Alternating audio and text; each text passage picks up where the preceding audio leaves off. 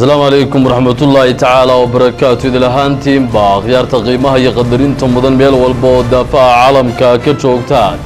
داودي الوحى لسوقار وقت نظام وكلا هو دين سومرين جنة وروحي ديجان كدلك يدلك دبدي سنة سوقاري oo si toos idin ka imanaya stuudiyoga xarunta deegaanka Soomaalida ee magaalada Jigjiga wargeygana waxa idin la socodsiin doona anigoo Farax Cabdi Dubad qodobada wararkan dalka deegaanka iyo dalka dibadiisa ba idin ka hayno intaan u guda galin waxaan dhammaanba bulshada dalkeena Itoobiya gaar ahaan bulshada deegaanka Soomaalida ugu hambalyeynayna isla mar ahaantaana aan ugula faraxsanahay sanad guurada afraad ee ka soo wareegtay dhagaxadhiga mashruuca dhalinta quwadda korontada ee Abay iyadoo bulshada ku xiran telefishinka caalamiga ee estv aan wargelinayno in bari subaxnimada hadii Ilaahay awoodda uu nagu simo in 8 subaxnimo kadib ay si toos ah aan ugu soo gudbin doono xafladda sanad guurada afraad ee ka soo wareegtay dhagaxdhiga mashruuca dhalinta quwadda korontada ee dalka ee Abay wararkan deegaanka dalka iyo dalka dibadiisa idinka haynana madaxweynaha dawladda deegaanka Soomaalida mudane Cabdi Maxamuud Cumar ayaa dib ugu soo laabtay xarunta dalka kadib markuu madaxweynaha iyo mas'uuliyiin kale oo deegaanka ah ay hawlo socdaal shaqo ku tageen wadamada Mareykanka iyo Canada madaxweynaha dawladda deegaanka Soomaalida mudane Cabdi Maxamuud Cumar oo dib ugu soo laabtay xarunta dalka ee magaalada Addis Ababa isla mar ahaantaana telefishinka qaranka uu waramayay ayaa sheegay inay si wanaagsan ugu soo dhaceen kulanadii ay la soo yeesheen qurbe joogta u dhalatay deegaanka Soomaalida ee ku dhaqan wadamada kala duwan ee wafdiga hogaaminaya madaxweyne Cabdi Maxamuud Cumar ay socdaalka ku soo mareen qodobada wararka deegaanka idinka hayno waxa kale oo kamid ah tababar lagu kobcinayay awoodda dhaqaalaha oo loo qabtay gobolada Liibaan Nagoob Qoraxay iyo Doolo oo la soo gabagabeeyay qaar kamid ah mas'uuliyiinta qaranka ayaa sheegay in dhismaha mashruuca biyo xidheenka quwadda korontada uu kor u qaaday sumcadda dalka doorashooyinkii madaxtinimada dalka Nigeria waxa la sheegay inuu ku guuleystay Master Maxamuudu Bukhari qodobadan iyo qodobo kale oo faahfaahsan ayaan idinku soo tabin doonaa xilli tabinteena wareed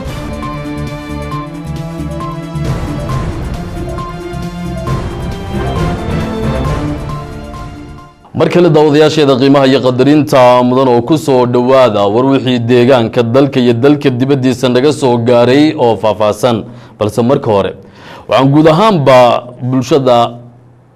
ku dhaqan dalkeena Itoobiya iyo kuwa u dhashay deegaanka Soomaalida ee ku dhaqan dal iyo dibadba ugu hambalyeynayna sanad guurada afraad ee ka soo wareegtay dhagaxdhiga mashruuca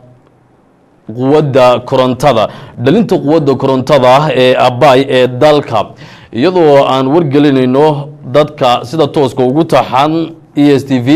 in bari subaxnimada 8 subaxnimo warka telefishinka qaranka kadib aan si toos ugu soo gudbin doono xuska sanad guurada afraad ee ka soo wareegtay dhagaxdhiga mashruuca dhalinta quwadda korontada ee Abay ee dalka wararkan idinka hayno deegaanka dalka iyo dalka dibadiisa wafdigii sare ee ka socday deegaanka Soomaalida Itoobiya dhawaanta booqashada ku tagay dalka Mareykanka ayaa kulana wada tashi oo ku saabsan deegaanka Soomaalida iyo guud ahaan dalka Itoobiya la yeeshay qurbo joogta deegaanka Soomaalida u dhalatay ku dhaqan Minneapolis madaxweynaha dawladda deegaanka Soomaalida Itoobiya mudane Cabdi Maxamuud Cumar wafdigan hogaaminaya ayaa waraysi u siiyay ABC waxa uu ku sheegay in kulankaasi uu ahaa mid midho dhalay isla markaana qurbo joogtu ay si qoto dheer looga fahmeen xaaladda dhabta ee dalkooda ku sugan yahay kulanku waxa uu dhacay si guul leh guul kaliya ma aha annagaba waxbuna baray annagu wadada uma tilmaamayne iyaga ayaa wadada noo tilmaamayay halka ka sii wada sidaasaan idinku taageersanahay ay nagu lahayn nabadda iyo horumarka deegaanka waa inay sii socdaan oo aan la joojinayay nagu yiraahdeen uu taaba galay kaliya ma aha kulankaasi boqolkiiba boqol halkii loo baahnaa ayuu saarmay madaxweyne cabdi maxamed cumar ayaa sheegay in kulankan oo diyaaradiisa ay la kaashadeen safaaradda Itoobiya ee Mareykanka inay ka soo qayb galeen tiro badan oo dadka u dhashay deegaanka Soomaalida isla markaana qurbo joogta u dhalatay deegaanku ay ka wadaan gudaha deegaanka maalgashi horle sidoo kalena ay jiraan kuwo kale oo badan oo daneynaya inay hantidooda geliyaan deegaanka Soomaalida Itoobiya madaxweynaha dowladda deegaanka Soomaalida mudane cabdi maxamed cumar ayaa sheegay in qurbo joogtu ay bogaadiyeen xaaladda nabadgelyada ee deegaanka taasina ay ku timid aragtidii ay qabeen dadka deegaanka u dhashay oo isbedeshay በሶማሌ ክልል አሁን ሰላም ነው አንድ ጠላት ወይም አንድ ጸረ ሰላም ኃይል ራሱን ኦብነግ የሚጠራው በእኛ አባባል ደግሞ ኦቦ የሚባለው ድርጅት በታሪክ አንድ ጊዜ ነበረ አንድም የለም ይሄ ምንድነው ባሳየው deegaanka Soomaalidu hadda waa nabadgelyo hal cadow ma joogo ururka nabadiidka Obo xilli kamid ah taariikhda deegaanka ayuu ka dhaqdhaqaaqi jiray balse hadda ma jiro taasina waxay ku timid shaqooyinka wanaagsan ee dawladda federaalka dawladda deegaanka iyo shacabka deegaanku ay sida wadajirka uga qabteen nabadgelyada kadibna ay ku xujisiyeen horumarka iyaguna xilligii watashiga waxay noo sheegeen inay xaaladda ogaayeen kuwa badan oo guryaha jooga ayaa ahaa ilaha dhaqaale ee nabadiidka balse waxa aragtidoodii iyo hadafkoodii bedelay ayaa ah shaqooyinka horumarneed ee laga qabtay heer federaal iyo heer deegaan ee indhahawga ay ku arkeen wafdu hogaaminaya madaxweyne ku-xigeenka dawladda deegaanka Soomaalida ahna wasiirka xafiiska horumarinta magaalooyinka dhismaha warshadaha mudane cabdixakeen cigaal oo kamid ahaa wafdigii ballanay hogaaminaya madaxweyne cabdi maxamed cumar hawlaha shaqo uu ku tagay wadamada Mareykanka iyo Canada ayaa gaadhay dalka Canada iyadoo xaflad ballaaran la yeeshay wafdigan uu hogaaminaya madaxweyne ku-xigeenka dawladda deegaanka Soomaalidu jaaliyada kala duwan ee ku dhaqan magaalada Toronto ee dalkaasi Canada ee u dhalatay deegaanka Soomaalida iyadoo kulankaasina uu ahaa mid looga arinsanayay hawlaha horumarka nabadgelyada iyo maamulka suuban isla markaana lagu taageerayay hawlaha xukuumadda deegaanka Soomaalidu sida habsamida leh ay uga hirgelisay deegaanka shantii sano ee la soo dhaafay wafaynta warkaas waxay noo eegayaa wari xasan cige wafdiga hogaaminaya madaxweyne ku-xigeenka ahna wasiirka xafiiska horumarinta magaalooyinka dhismaha iyo warshadaha mudane cabdixakeen cigaal cumar oo ay ku heliyeen wasiirka xafiiska ganacsiga iyo gaadiidka mudane khadar cabdi ismaaciil wasiir ku-xigeenka xafiiska qurbo joogta mudane cabdi khaliif dombe ayaa si heersara loogu soo dhaweeyay magaalada Toronto ee dalka Canada waxayna kulan la yeesheen jaaliyada deegaanka Soomaalida Itoobiya ka soo jeeda ku dhaqan Toronto iyo nawaaxigeeda madaxweyne ku-xigeenka dawladda deegaanka Soomaalida Itoobiya mudane cabdixakeen cigaal cumar oo qurbo joogtan uga mahad celiyay sida ballaaran ay wafdigan u soo dhaweeyeen ayaa waxa uga warbixiyay xaaladda deegaanka Soomaalida uu ku sugan yahay ee dhanka horumarka nabadgelyada iyo maamulka suuban isagoo sheegay madaxweyne ku-xigeenku in xukuumadda deegaanka Soomaalidu shantii sano ugu dambeysay ay gulo lagu diirsada ka soo hoysay dhinacyada adeegyada asaasiga kaabayaasha dhaqaalaha iyo guud ahaan in isbedel dhab ah laga keeno wax ka bedelida nolosha shacabka deegaanka Soomaalida Itoobiya mudane cabdixakeen cigaal cumar madaxweyne ku-xigeenka ahna wasiirka xafiiska horumarinta magaalooyinka dhismaha iyo warshadaha dawladda deegaanka Soomaalida Itoobiya waxa uu intaa ku daray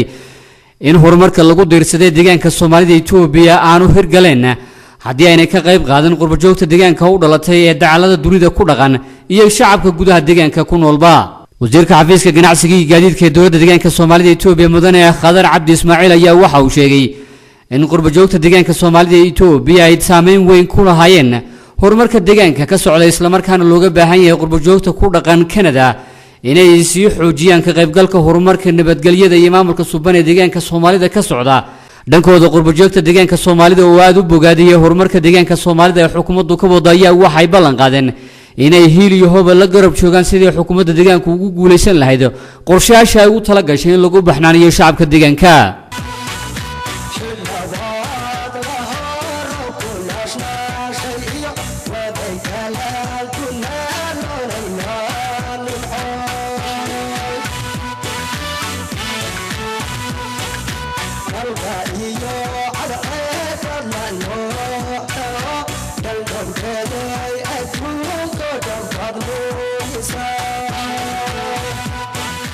tababar lagu kobcinayo awoodda dhaqaalaha oo loo qabtay gobolada Liibaan Nogob Qoraxe iyo Doolo ayaa lagu soo gabagabeeyay xarunta deegaanka Soomaalida ee magaalada Jigjiga sidoo warkan faafayntiisa uu noogu sheegayo wariye Maxamed Jirde Ismaaciil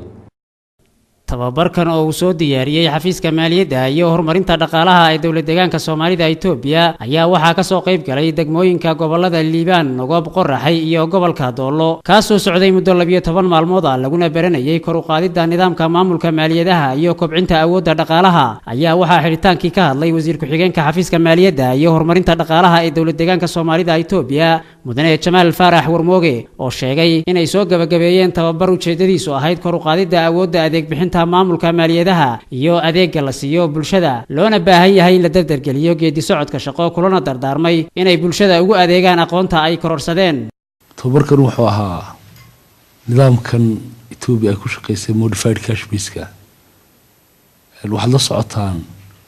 hadda ka bacdi in loo gudbi doono nidaamka accrual base-ka Itoobiya oo dhan nidaamka loo gudbi doono marka ujeedada tababarkan laydiin siinaya waxay ahayd maaragtay in lagu dhiso awoodda aad u leedihiin maaragtay adeeg bixinta waxaa la rabaa inaad noqotaan xubno development army ah oo maaragtay ciidankii horumarinta inaad noqotaan baa la rabaa oo horumarinta qaybta idinka aadan aad ka qayb qaadataan waxaa la rabaa tababarkan aad qaadateen inuu wax ka bedelo adeeg bixinta aad siisaan maaragtay bulshada adeeg bixinta aad siisaan inuu wax ka bedelo la rabaa sidoo kale waxaa ka hadashay garwadeenka geedi socodka qasnada dhexe iyo kharash bixinta ee xafiiska maaliyadda iyo horumarinta dhaqaalaha ee dowlad deegaanka Soomaalida Itoobiya Marwan Nasran Nuur Muuse oo sheegtay in loo baahan yahay aqoonta ay barteen inay si daacad ah ugu shaqeeyaan bulshada.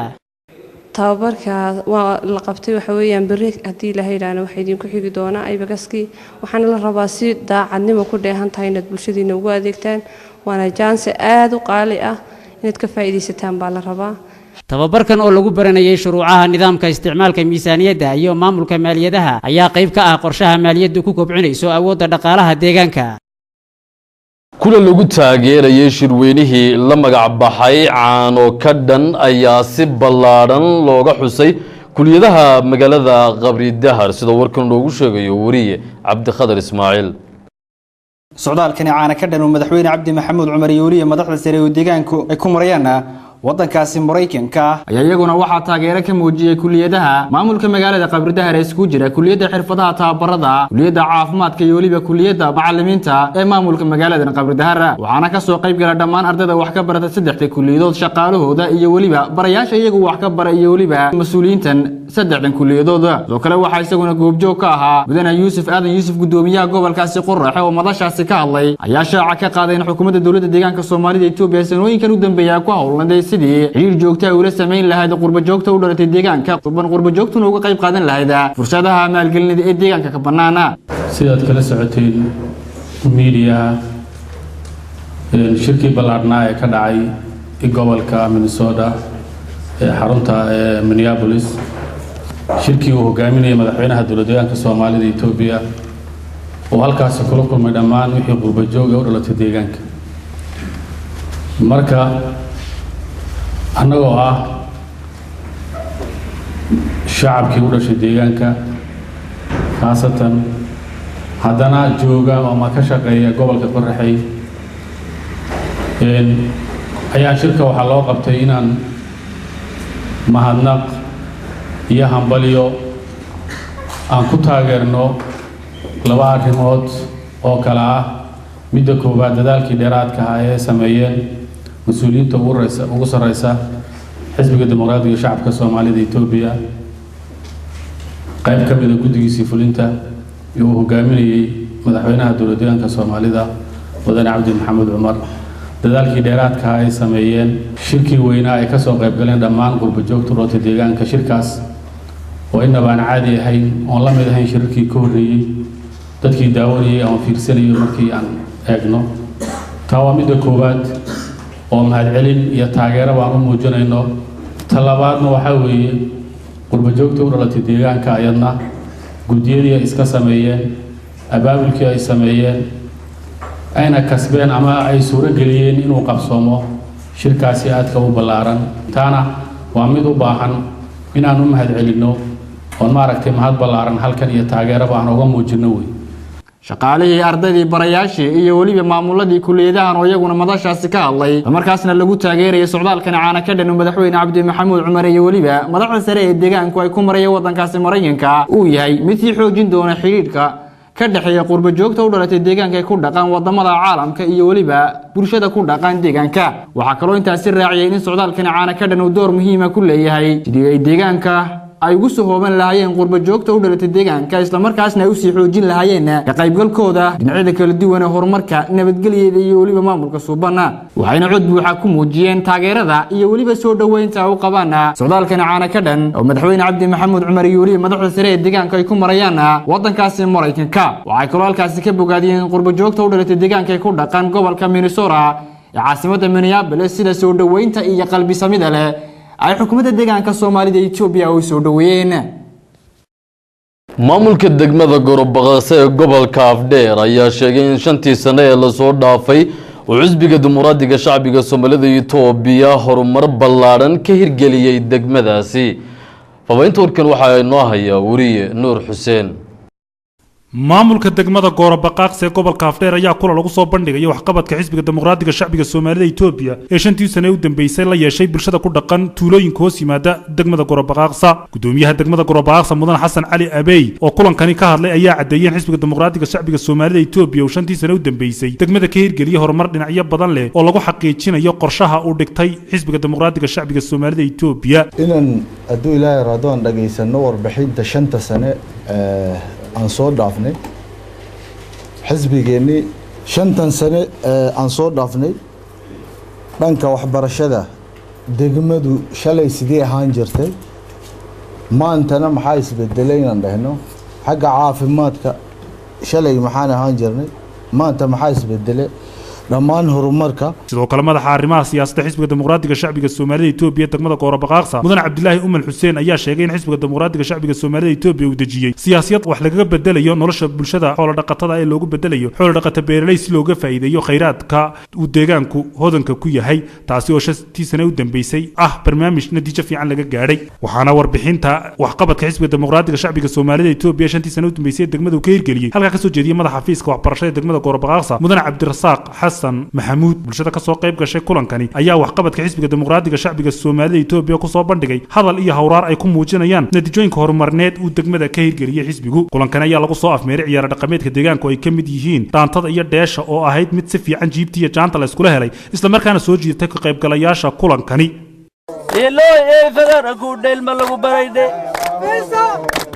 فقرأ كودل ملو بريدة فقرأ كودل ملو بريدة فقرأ كودل ملو بريدة فقرأ كودل ملو بريدة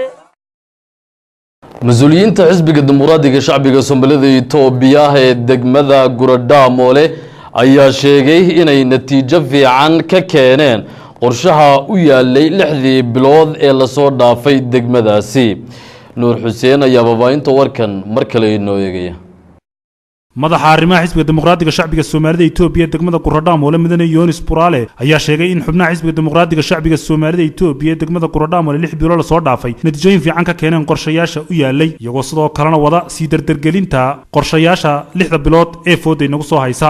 marka anagu wadaan xarun xisbiga waxa looga baahan yahay inaan xubnaha unuga asaasiyaasha qabalayaasha iyo unuga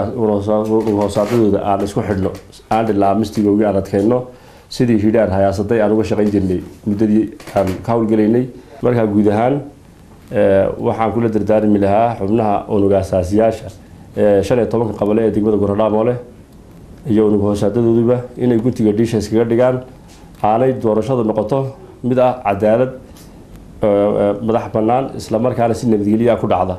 sidoo kale madaxa arrimaha siyaasadda xisbiga dimuqraadiga shacbiga Soomaalida Itoobiya ee degmada Gorodhaamole mudane Mustafa Maxamuud ayaa sheegay in 6 bilood soo dhaafay xoogga saareen sidii ka qaybgalka bulshada ee dhinacyada horumarka kor loogu qaadi lahaa iyadoo xubnaha xisbiga dimuqraadiga shacbiga Soomaalida Itoobiya degmada Gorodhaamole ay ka qayb qaateen dhammaan mashaariicaha horumarneed ee degmada ka socday sidoo kale kor u qaadida adeegyada aasaasiga xubnaha xisbigu shaqooyinka ugu muhiimsan ee 6 bilood la soo dhaafay aan qabanay waxa koow ka ahayd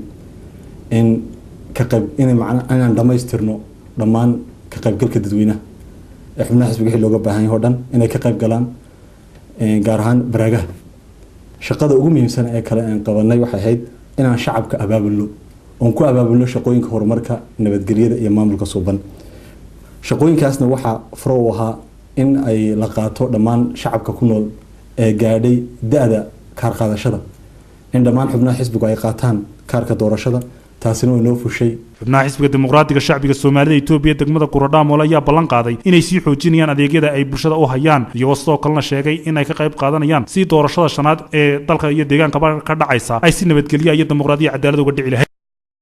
weli daawadayaal wararkaas halka idinka imanayaan waa xarunta telefishinka caalamiga iyo estv magaalada Jigjiga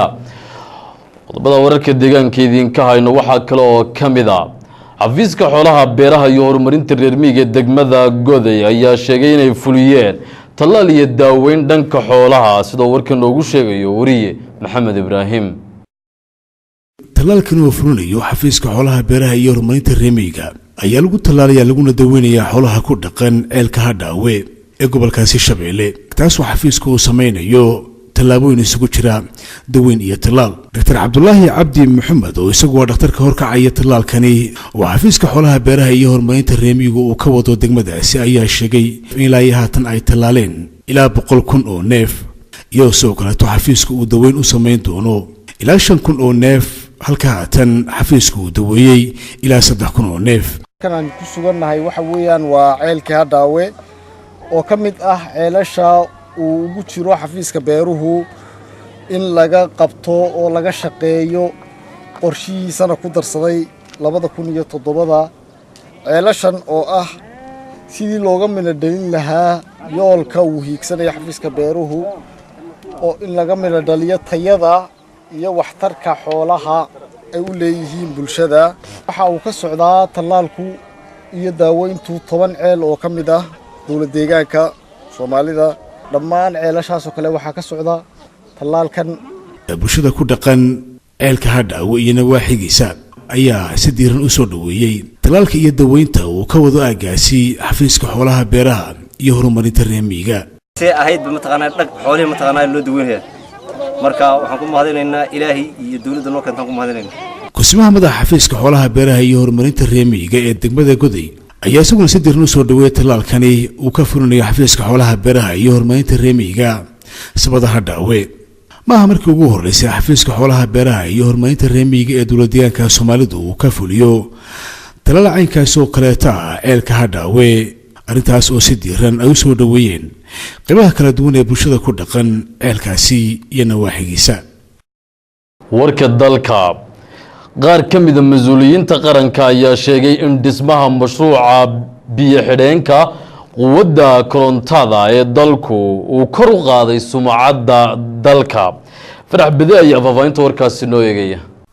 qaar ka mid ah mas'uuliyiinta sare ee dalka ayaa sheegay in dhismaha mashruuca quwadda korontada ee webiga Abay uu meel sare gaarsiiyay sumcadda iyo milgaha dalku ku leeyahay fagaarayaasha caalamka dhismaha mashruucan oo hawlaha kala duwan ee lagu taabagelinaya ay si xiriir oo aan kala gool ahayn u socdaan tan iyo maalintii la bilaabay shaqadiisa ilaa iyo waqti xaadirkan oo uu afarjisaday ayaa waxaa lagu guuleystay in la soo gunaanado dhismihiisa 42% mashruucan oo ayna taabagelintiisa u kala hadhin muwaadiniinta dalka u dhalatay ee ku kala sugan dalka iyo dibadiisa oo maskax iyo muruq aan waxba kala bakhaylin si mar uu looga yoolgaadha himilada iyo hayaanka dawladdu ugu jirto sidii loo barwaaqayn lahaa dalka iyo dadkiisaba ayaa kasoo ahmiyada bulshada dhaqaale ee dalka u leeyahay waxa barbar socda miisaanka culus iyo isbedelka gunta dheer ee uu ku soo biiriyay dhinaca siyaasadda iyo diblomaasiyadda dalka dhinaca kale wasiirka xafiiska xiriirka arrimaha dawladda ee Jamhuuriyadda Dimuqraadiga Federaalka Itoobiya Mudane Ridwaan Xuseen ayaa sheegay in mashruucan door weyn ka qaatay isbedelka ku yimid sumcadda dalku ku yeeshay dibadda iyo aragtida gudaha oo iyaduna si weyn isu bedeshay taasoo muwaadiniinta dalka ku abuurtay kalsooni ay ku imaansadeen in maalkooda muruqooda iyo maskaxdooda oo si maangal ah loo adeegsado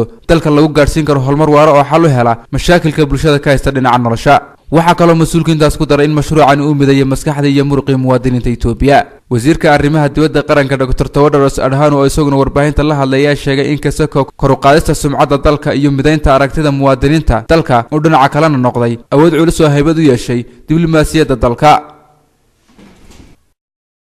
aqoon-yahanada dalka Itoobiya ayaa sheegay in heshiiskii ay galeen wadamada dalka Itoobiya Masar iyo Suudaan ay meesha ka saarayso kalsooni daradii jirtay iyo in saddexda dalba ay si wada jira uga faa'iideystaan webiga Abay sidoo warkan noogu sheegayo wariye Mustafa Yuusuf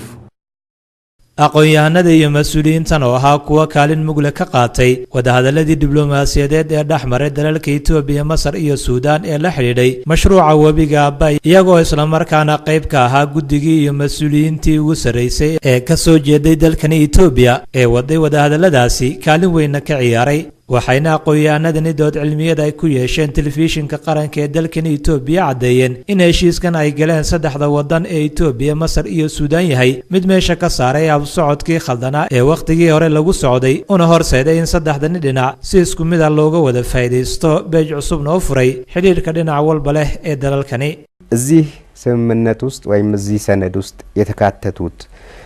ጉዳዮች በሙሉ ወይም መርሆች በሚታዩበት ጊዜ በቀጥታ በዓለም አቀፍ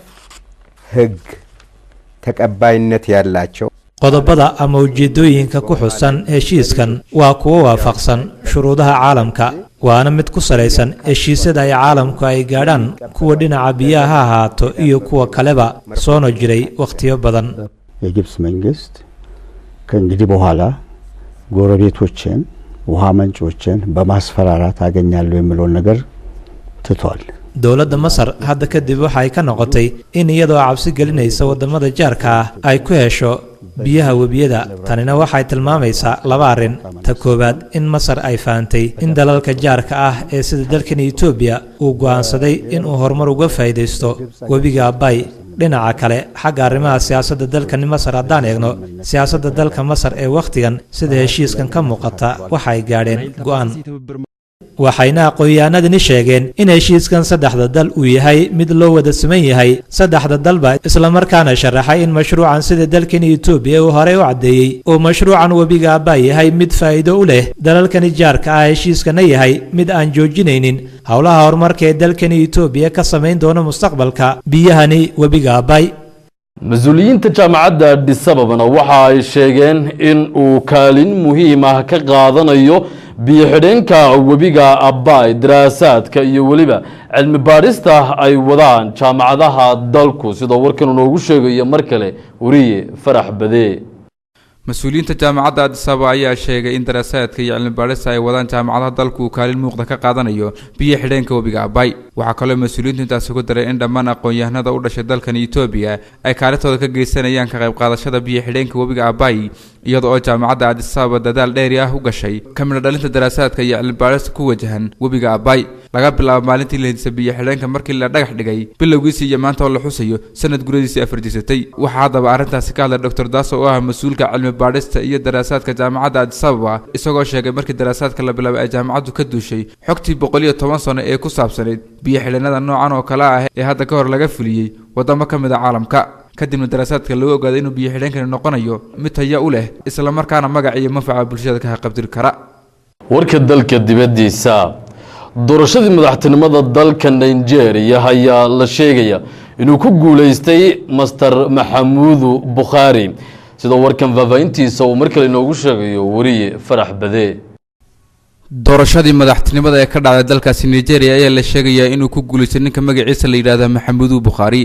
dalkaasi oo ka mid ah dalalka dhinaca dhaqaalaha iyo tirada dadka ugu horeeya qaaradda Afrika ayaa waxaa si weyn u saameeyay khalkhalkii dhinaca ammaanka iyo xasiloonida dalkaasi ay ka geysteen dawladda Boko Haram oo sababtay inay jiitanto doorashada madaxtinimada dalkaasi oo kadib dhacday waqtigii loogu talagalay inay qabsoonto. haddaba doorashadan oo soo doomartay waqtigii loogu talagalay oo dhawaan dalkaasi ka dhacday ayaa waxaa kursiga madaxweynenimada dalkaasi ku guuleystay Maxamudu Bukhari oo bedelay madaxweynihii hore ee dalkaasi Master Goodluck Jonathan. guddiga doorashooyinka dalkaasi oo daboolka ka qaaday natiijadii doorashada madaxtinimada dalkaasi ayaa ku dhawaaqay in Maxamudu Bukhari oo 72 jir ah uu helay cod dhan 15.4 milyan oo uu ka guuleystay madaxweynihii hore dalkaasi Master Goodluck Jonathan oo isagu helay cod dhan 13.3 milyan. Master Bukhari oo ka soo jeeda xisbiga ABC ayaa noqonaya murashaxii kaliya ah ee mucaarad ah ee hantiya hoggaanka majaraha dalkaasi. waxaa kale warbixintu intaasi ku daraysaa in ninkan uu sanadkii 1984 taariikheedka Rayer uu hogaamiye dalkaasi ka noqday muddo sanad ku dhawaad ahayd kadib markii uu afgami military ka dhacay dalkaasi. madaxweynahan cusub ee hantay majaraha dalkaasi Nigeria ee ku yaala jiida galbeed ee dalkaasi oo lagu sheego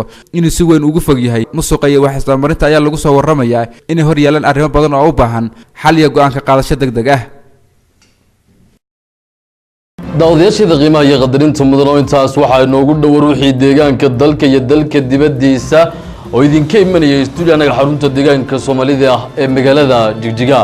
warkayga waxaa idila socodsiinaya anigoo farax cabdibadan iyo asxaabtiga la qayb qaadatay tabinta warkan